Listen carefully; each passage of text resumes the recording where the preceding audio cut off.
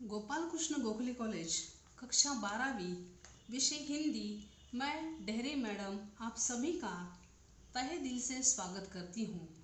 आज हम हिंदी का लेसन देखने जा रहे हैं जिसका नाम है आदर्श बदला। लेखक है सुदर्शन। सुदर्शन जी का जन्म 29 मई 1895 को सियालकोट में हुआ। आपका वास्तविक नाम बद्रीनाथ है। आपने प्रेमचंद जी की लेखन परंपरा को आगे बढ़ाया है। साहित्य को लेकर आपका दृष्टिकोण सुधारवादी रहा।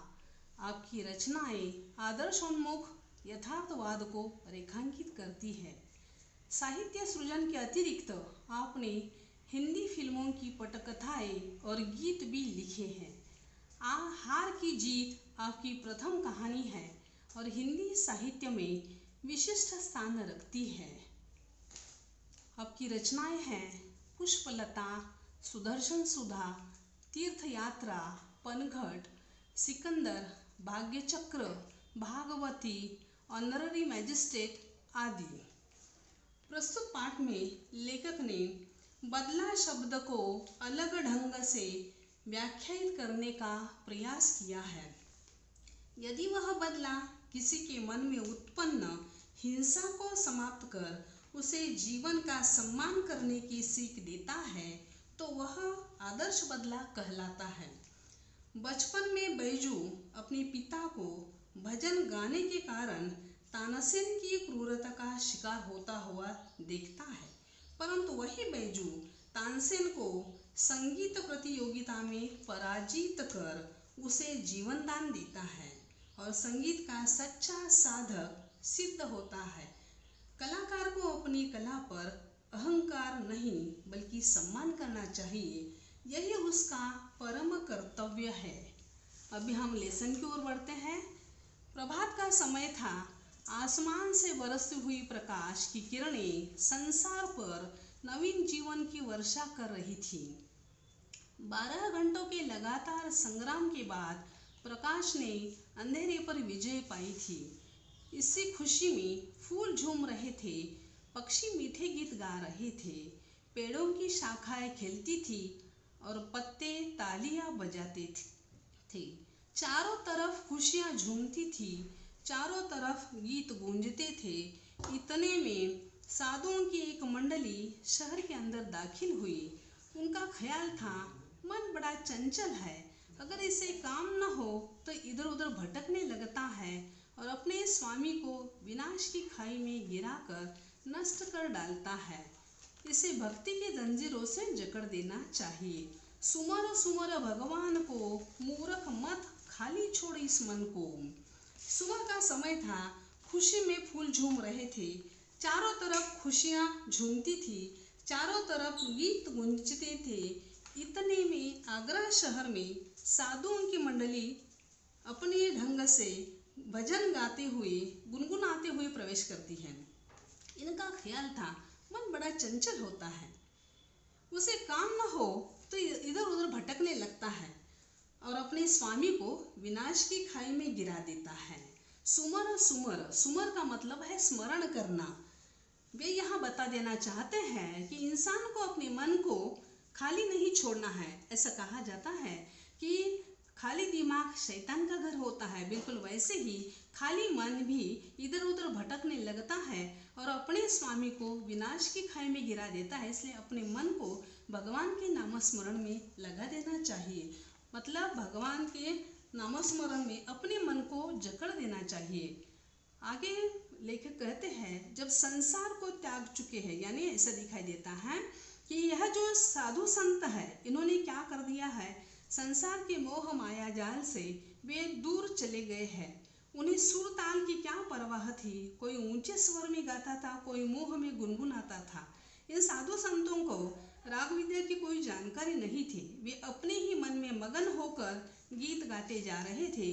कोई ऊंचे स्वर में गाता है तो कोई मन में गुनगुनाता रहता है और लोग क्या कहते हैं इन्हें इसकी जरा भी चिंता नहीं थी। साधु संत जो है उन्होंने संसार को त्याग दिया था, इसलिए मोह माया से दूर थे और इसलिए वे संसार की चिंताओं से भी मुक्त थे। लोग क्या कहेंगे इसकी उन्हें जरा भी परवाह नहीं थी। वे अपने राग में मगन थे कि सिपाहियों ने आकर घेर लिया और हथकड़ियाँ लगाकर अकबर बादशाह के दरबार को ले चले। हमें ऐसा दिखाई देता है कि वे साधु संतों को इस बात का होश नहीं था कि कोई गिरफ्तार कर रहा है। राजा अकबर के दरबार के सिपाही उनके पास आ जाते हैं और उन्होंने उन्हें हथकड़ियाँ लगाई है और वे अकबर के दरबार में उन्हें पेश कर देते हैं। यह वह समय था जब भारत में अकबर की तुति बोलती थी। तुति बोलना यह मुहावरा है। तुति बोलना का अर्थ है अधिक प्रभाव होना। राजा के दरबार में या आगरा के राज्य में अकबर की ही तुति बोली जाती थी और उसके मशहूर रागी तानसेन ने यह कानून बनवा दिया था कि जो आदमी राग विद्या में उसकी बराबरी न कर सके वह आगरे की सीमा में गीत न गाए और जो गाए उसे मौत की सजा दी जाए। बेचारे बनवासी साधुओं को पता नहीं था, परंतु अज्ञान भी अपराध है। मुकदमा दरबार में पेश हुआ। तानसेन ने राग विद्या के कुछ प्रश्न किए। साधु उत्तर में मुंह ताकने लगे। अकबर के होठ हिले और सभी साधु तानसेन की दया पर छोड़ दिए गए। दया निर्बल थी, वह इतना भार सहन न कर सकी। मृत्यु दंड की आज्ञा हुई। केवल एक 10 वर्ष का बच्चा छोड़ा गया। बच्चा है, इसका दोष नहीं, यदि है भी तो क्षमा के योग्य है। यानी यह ऐसा समय दिखाई देता है कि राजा अकबर का वहाँ ज़्यादा मात्रा में प्रभाव था और राजा अकबर के दरबार में तानसेन नामक संगीतकार था। उन्होंने एक कानून बना दिया था कि जो आदमी राग विद्या में उसकी बराबरी का न हो उसे आगरा के समय में गीत नहीं गाना है और जो गाएगा उसे मौत की सजा दी जाएगी। बेचारे ये साधु यह नियम नहीं जानते थे और इसलिए उन्हें सवाल पूछे दरबार में लेकर आते हैं और उन्हें सवाल जवाब पूछे जाते हैं। नियम के मामले में वे अनभिज्ञ थे और राग विद्या के बारे में भी अनभिज्ञ थे और इसलिए तानसेन ने जब उन्हें दरबार में सवाल पूछना शुरू कर दिया तब ऐसा दिखाई देता है कि वे बेचारे एक दूसरे का मुंह ताकने लगते हैं, क्योंकि वे राग विद्या के नियम नहीं जानते थे और वे बेचारे सवालों के जवाब नहीं देते हैं और इसलिए यहाँ तानसेन जो है वह उन्हें मृत्यु दंड की सजा सुना देता है। लेकिन उन साधु मंडलियों में एक 10 साल का लड़का भी था। वह बेचारा निर्दोष था, उसे कुछ मालूम नहीं है राग विद्या के बारे में और उम्र से भी छोटा है और इसलिए उसे क्षमा के योग्य मानकर उस बच्चे को छोड़ दिया जाता है। फिर वह बच्चा रोता हुआ आगरे के बाजारों से निकला और जंगल में आकर अपनी कुटिया में रोने तड़पने लगा। वह बार बार पुकारता था, बाबा तू कहाँ है? अब कौन मुझे प्यार करेगा? कौन मुझे समस्याओं से बचाएगा? कौन कहानियाँ सुनाएगा? लोग आगरे की तारीफ करते हैं, मगर इसने मुझे तो बर्बाद कर दिया। इसने मेरा बाबा छीन लिया और मुझे अनाथ बनाकर छोड़ दिया। बाबा तू कहाँ है? ऐसा पुकारता हुआ वह बच्चा रो रहा था। तू कहाँ करता था कि संसार में चप्पे चप्पे पर दलदल है और चप्पे चप्पे पर कांटों की झाड़ियाँ है। अब कौन मुझे इन झाड़ियों से बचाएगा? इस प्रकार वह बेटा पुकार रहा था। ऐसा यहाँ में दिखाई देता है। कौन मुझे मंजिल का पता देगा? इन्हीं विचारों में डूबा हुआ बच्चा देर तक रोता रहा। इतने में खड़ा वो पहने हुए हाथ में माला लिए हुए राम नाम का जप करते हुए बाबा हरिदास कुटिया के अंदर आए और बोले, बेटा शांति करो, शांति करो। यहाँ ऐसा दिखाई देता है उसके पिताजी को जब मृत्यु दंड की सज़ा सुनाई जाती है या फिर उन साधु मंडलियों को मृत्यु दंड की सज़ा सुनाई दी जाती है तो वह बेचारा बच्चा 10 साल का बच्चा वो थोड़ा घबरा जाता है और रोता हुआ आगरा के बाजार से वह जंगल की ओर जहाँ उनकी कुटिया है उस कुटिया की तरफ रोता हुआ जा रहा है। रोते रोते वो पिताजी को याद करते हुए कहता है कि मुझे कौन प्यार करेगा? कौन कहानियाँ सुनाएगा? कौन मुझे इन दलदलों से बचाएगा? इस समस्या से बचाएगा? कौन मुझे सीधा रास्ता बताएगा। इस प्रकार वह बच्चा विलाप करता हुआ अपने कुटिया में पहुंच जाता है। फिर कुछ देर बाद वहाँ बाबा हरिदास जो है वे खड़ाऊ पहने, हाथ में माला लिए, राम नाम का जप करते हुए उस बच्चे के कुटिया में पहुंच जाते हैं और वे उसे शांत करने की कोशिश करते हैं, लेकिन उस बच्चे के मन में शांति नहीं है। तानसेन से वह हरिदास जी से कहता है कि मुझे तानसेन ने बर्बाद कर दिया है। वह बच्चा रोता हुआ तानसेन के पास शिकायत करने लगता है। तो हरिदास उसे शांत करने की कोशिश करते हैं। बैजू उठा और हरिदास जी के चरणों से लिपट गया और बिलक बिलक कर रोता था, कहता था, महाराज मेरे साथ अन्याय हुआ है, मुझ पर वज्र गिरा है, मेरा संसार उजड़ गया है, मैं क्या करूं, मैं क्या करूं। यानी पिताजी चले गए तो उस बेचारे का संसार ही उजड़ गया हुआ है। अब वो बहुत घबरा गया हुआ है और ऐसी हालत में कहता है, बाबा हरिदास जी से कह रहा है कि अब मैं क्या करूं। इस प्रकार वह हरिदास जी से बातें कर रहा है। तो हरिदास जी कहते हैं, बेटा शांति शांति। बैजू बावरा महाराज तानसेन बैजू बावरा कहता है, महाराज तानसेन ने मुझे तबाह कर दिया, उसने मेरा संसार सुना कर दिया। हरिदास जी उसे शांति शांति कहते हैं। फिर बैजू ने हरिदास के चरणों से और भी लिपट कर कहा, महाराज शांति जा चुकी, अब मुझे बदले की भूख है, अब मुझे प्रतिकार की प्यास है, मेरी प्यास बुझाइए। ऐसा वह कह रहा है। बैजू बावरा हरिदास के चरणों में लिपट कर कहता है कि मेरे मन को शांति नहीं है, मैं बदला लेना चाहता हूँ और इसलिए मेरी बदले की प्यास बुझाइए। ऐसी वह हरिदास जी से प्रार्थना कर रहा है, ऐसा दिखाई देता है। बैजू ने हरिदास के चरणों में लिपट कर बदले की प्यास बुझाई, ऐसा कहा। हरिदास जी फिर उससे कहते, बेटा शांति। बैजू करुणा और क्रोध की आंखों से बाबा जी की तरफ देखा। मतलब बैजू के आंखों में क्रोध था और वह हरिदास जी की तरफ देखकर कहता है कि जो काम जबान नहीं कर सकती वह आंखें करती है और जो काम आंखें नहीं करती वह आंसू कर देते हैं। हमें यहाँ ऐसा दिखाई देता है कि बैजू ने यह दोनों हथियार अपना लिए हैं और फिर यह दृश्य देखकर हरिदास जी की आंखों में आंसू आ जाते हैं। वे उनके मन में उसके प्रति दया निर्मल हो जाती है, निर्माण हो जाती है।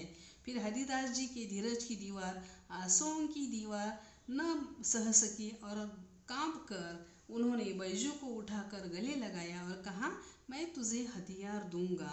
यानी हमें ऐसा दिखाई देता है बैजू ने दो हथियार अपना लिए। कौन सा?